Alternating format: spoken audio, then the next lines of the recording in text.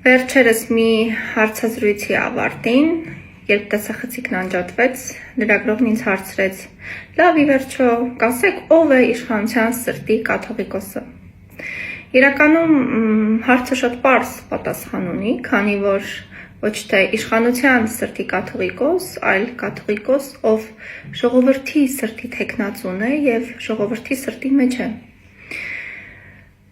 Եվ իհարկե իշխանություններ լինելով ժողովրդի մի մասնիկը ունի հետևյալ ընկալումներն ու պատկերացումները, օրինակ ինչպես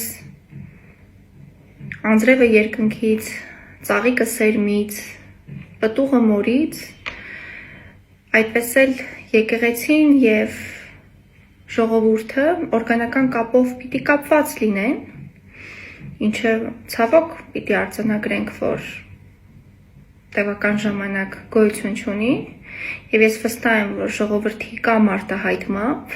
առաջիկայում մենք սա կարձանագրենք ևս։